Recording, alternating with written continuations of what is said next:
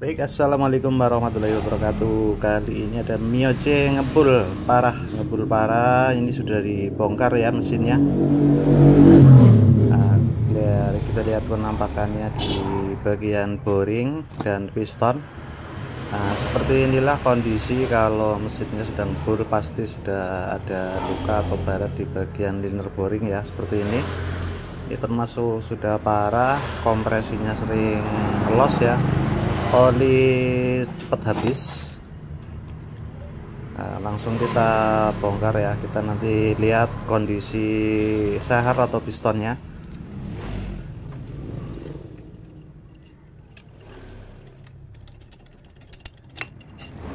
ya. Ini liner boringnya udah baret parah ya.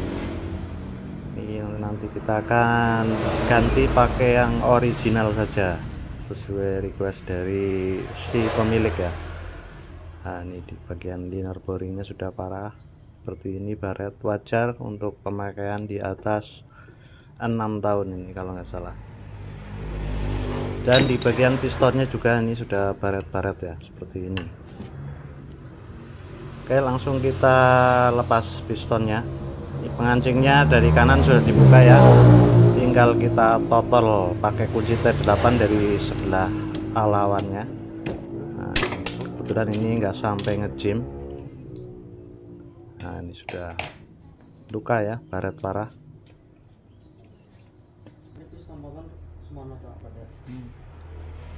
Lanjut untuk tensioner ya, untuk setelan tensionernya kita lepas dulu, kita pindahkan ke blok yang baru.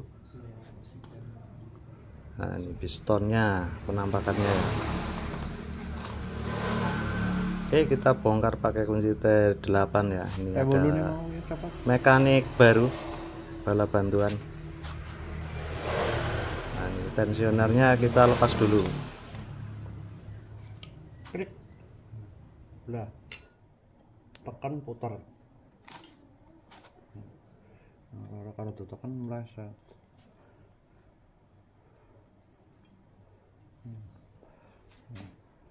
montir kita ya, montir baru kita.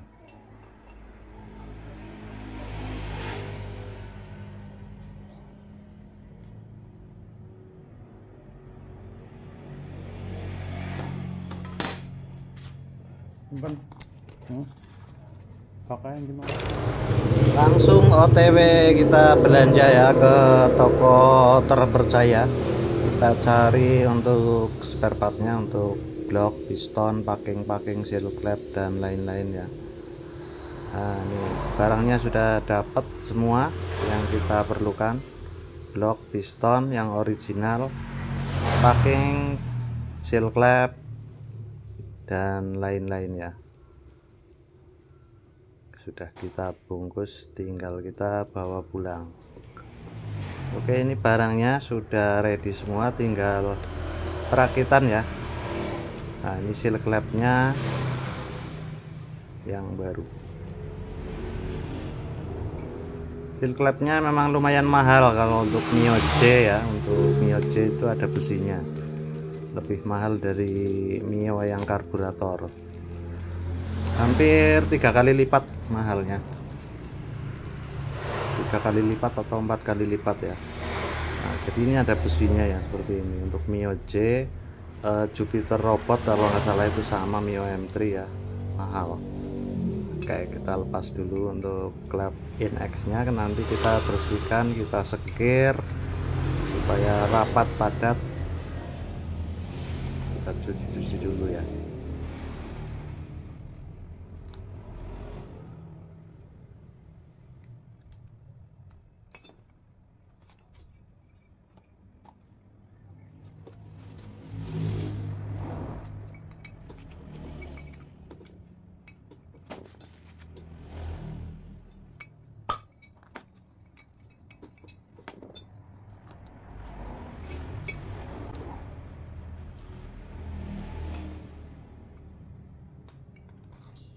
Oke, nanti tinggal kita bersihkan pakai sikat bor, kita sekir ya bagian sininya supaya padat, Nah, ini sudah saya sekir, tinggal kita rakit ya. Ini sudah padat, sudah bersih. Ini licin sudah ya. Tadinya kompresinya tidak bocor sebenarnya, cuma karena dibongkar sekalian sedikit kita sekir. Sekirnya sebentar saja, jangan lama-lama ya. Kita cabut seal klep yang lama nih, kita cabut, kita ganti yang baru ya.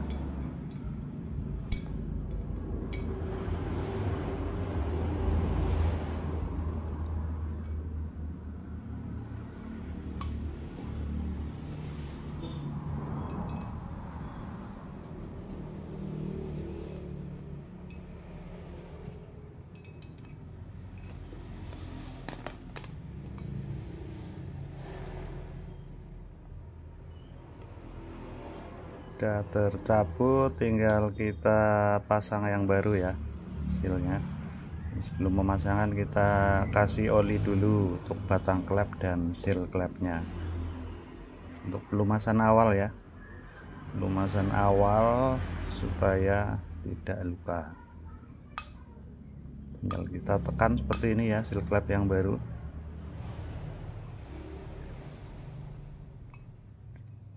Sampai mentok masuk rata ya.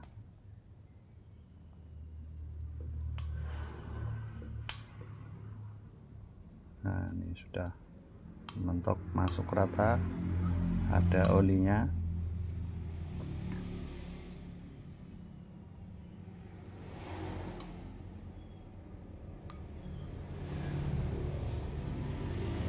Nah, ini plastik kreseknya sebagai alas ya, alas di sini ruang bakar. Nanti supaya pemasangan klepnya dia tidak bergerak, kita ganjel pakai kain atau pakai apa ya, terserah.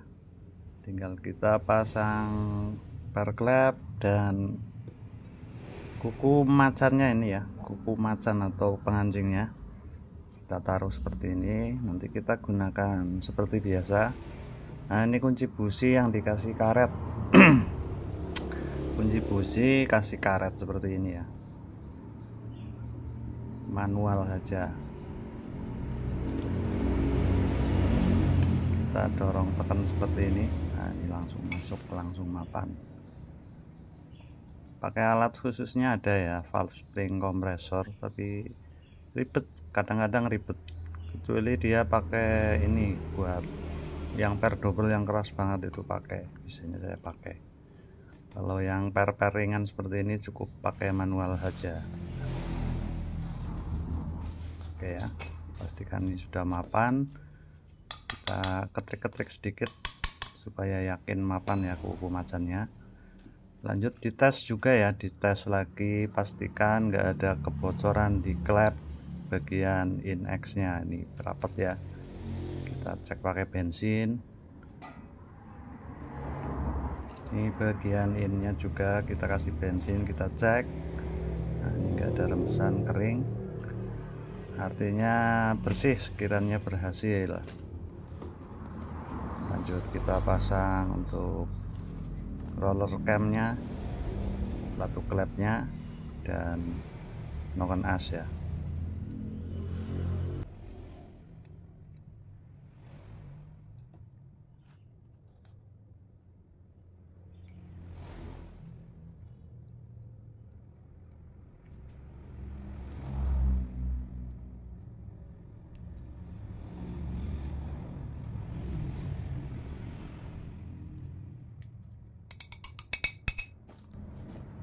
Lanjut kita pasang noken as ya, noken as. Dan ini tadinya kan pakai sliding ya buat nyabutnya. Tinggal kita masukin lagi, kita lepas alat slidingnya. Nah, nanti tinggal style klep ulang lagi ya di motor. Nah, ini klepnya sih masih ada clearance, tapi kayaknya terlalu rapet. Clearance-nya untuk in-X nya dibikin 0,10 sama bisa, untuk standarnya kan in 0,8, X nya 0,12. Nah, lanjut ini ke piston ya, piston kit. Ada piston, ada ring, ada pen, dan pengancingnya satu paket. Ini yang original, ini harganya 200 ribuan original ya. Jadi blok sama piston itu harganya nggak selisih jauh. Bloknya 360-an kalau nggak salah.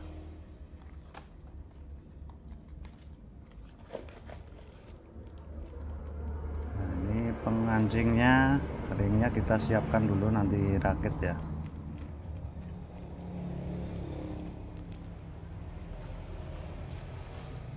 Ini ada pennya, pen pistonnya. Kita keluarin dulu, nanti kita rakit ya. Nah, ini untuk pemasangan piston, nanti jangan sampai kebalik ya. Nah, ini kita samakan sama yang lama, jadi coakan yang gedenya itu yang di atas seperti ini ya. Tadinya kan seperti ini. Coakan piston itu kalau untuk Yamaha yang gedenya yang di atas. Nah, bisa disamakan seperti ini ya, jangan sampai kebalik, nanti kalau kebalik cepat rusak pistonnya. Coakan yang gedenya di atas. Ini kalau kurang mantap bisa diukur pakai sigmat ya. Kalau ini pengancingnya yang kanan dulu kita pasang, karena nanti kita masangnya kan dari kiri ya. Gelapnya pengancing pennya.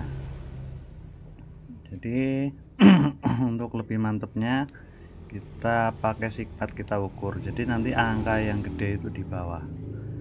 Nah, ini bentuk bagian atas ya.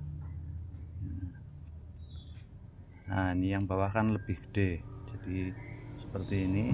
Nanti kita pasangnya dari kanan ke kiri, jadi untuk jarak yang lebar itu bagian bawah, jangan berpatokan di coakan piston ya. Lanjut kita pasang untuk ring-ring piston. Nah, ini kita pasang ring bawah dulu, ring cacing ya.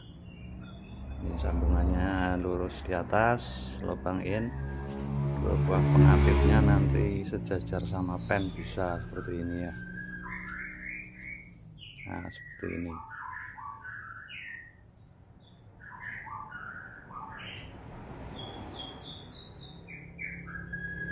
Jangan sampai ketemu ya untuk tiap-tiap sambungan ringnya, supaya kompresinya padat.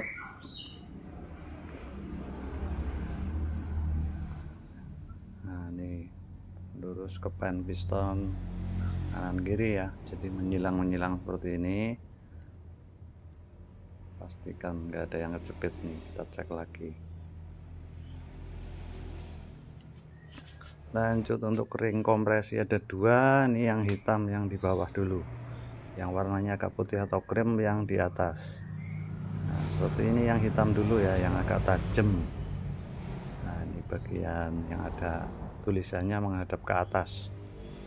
Nah, ini menghadap ke lubang in sambungannya. Nanti untuk yang X menghadap ke lubang X ya, untuk yang paling depan kompresi utamanya. Seperti ini, jadi jarak sambungannya jauh ya, atau bisa juga menghadap ke arah pen ya, jadi kanan kiri juga bisa. Yang penting jangan sampai ketemu terlalu dekat untuk gap sambungan ring pistonnya.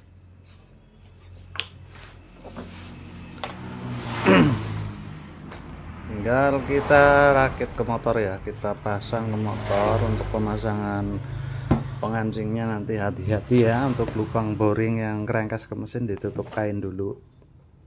Kadang-kadang pengancingnya suka menculat, gagal pasang masuk ke dalam, itu nanti bisa repot ngambilnya ya.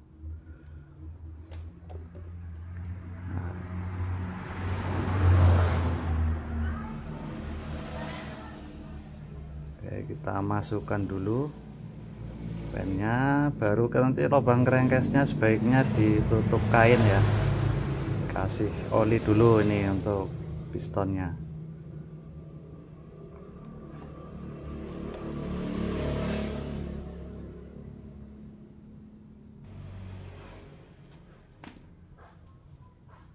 Nah, kita tutup kain seperti ini supaya aman. Nanti kalau pengancingnya gagal pasang, menculat tidak masuk ke dalam mesin. Nah, ini posisinya gelap, lembur ya,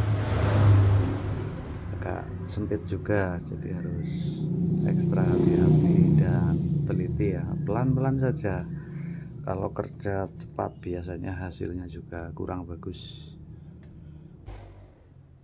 Oke, sudah terpasang, tinggal kita pasang packing bawah ya. Packing bawah ini saya pakai yang kertas, bukan yang original, pakai merek Fuboru.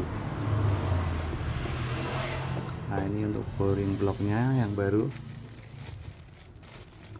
Nanti tinggal kita pasang tensioner ya. Setelan tensionernya kita susul pemasangan.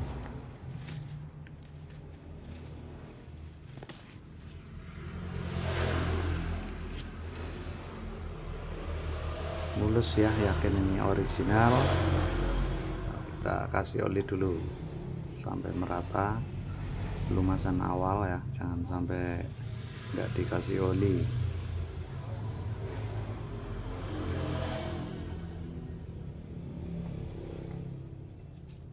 Wait, balik.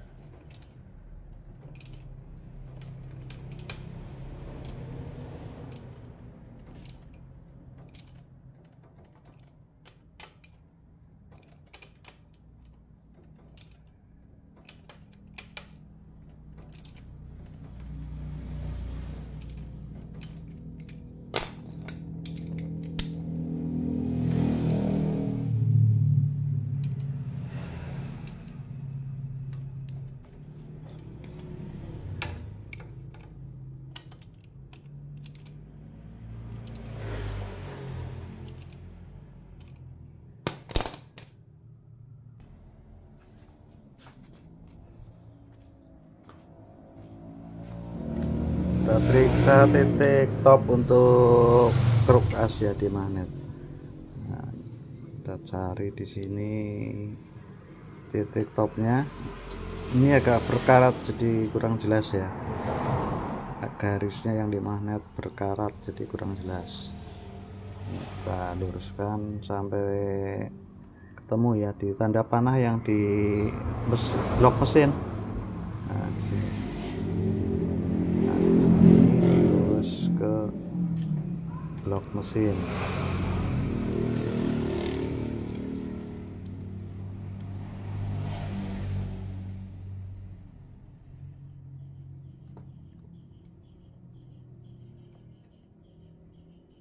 Nah, ini ya, jelas nggak nih? Nah, ini saya sudah jelas untuk top kruk as. Lanjut top timing atasnya kita pasang. Pastikan noken as di keadaan netral ya. Noken as keadaan netral, tensioner stud-nya juga netral ya, tidak lagi nonjok. Nah, ini bisa kita pasang gigi timing atas. Hati-hati ya, coakan yang ada di noken as dan di gigi timing itu harus trep, jangan sampai meleset, nanti topnya bisa geser sendiri seperti kasus yang sudah ya. Di Yamaha kan bautnya cuma satu di tengah, jadi bisa melintir kalau nggak bener-bener pas, bisa aus, bisa melintir, topnya bisa geser. Nah, jadi harus benar-benar pelan, teliti ya. Ini karena bautnya kan cuma di tengah satu, nggak seperti Honda ya pakai dua baut, jadi nggak mungkin melintir. Kalaupun melintir biasanya itu kalau kayak CBR itu kemarin pernah, jadi melintirnya itu bareng sama bos-bosannya ya. Kalau ini kan giginya bisa melintir nih. Kita teliti sampai yakin, kita kencengin. Nah, ini kan topnya sudah pas. Lanjut kita setel klep ya, kita kasih saja index nya 0,10. untuk standarnya kan 0,8 dan 12. Kita bikin saja innya 0,10, X nya 0,10 tapi agak longgar, atau juga bisa dibikin 10-15 ya, X nya dibikin 15 tapi 15 nya agak padat jadi saat narik fulernya itu agak seret. Nah, ini namanya juga filler ya, feeling tetap saja. Kalau nariknya kendor itu berarti kan lebih, kalau padat banget berarti kurang. Jadi bisa didorong, tidak bisa didorong tapi bisa ditarik, itu yang pas ya.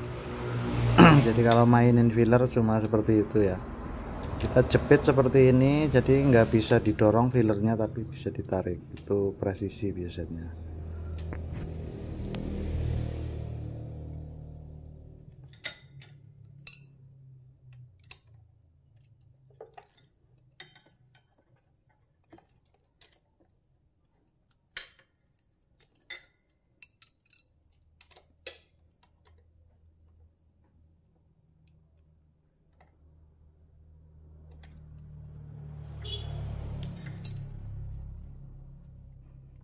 Oke ya, saya rasa cukup, tinggal kita tes nyala, kita lihat oli mesinnya naik apa enggak ya. Kita nyalakan, sangat kita tunggu oli mesinnya naik, lanjut kita tutup ya, kita tutup blok kopnya.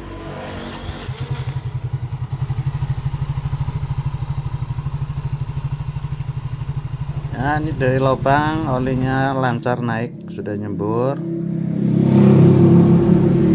Kita tutup untuk tutup blok kopnya ya, pastikan bersih nih, jangan dikasih sealer ya kalau bisa, kalau o-ringnya nggak baru. Ini karena o-ring nggak baru, saya kasih lem tribon yang sealer ya, bukan yang keras tapi yang biru, yang abu-abu itu kan dia kenyal seperti karet.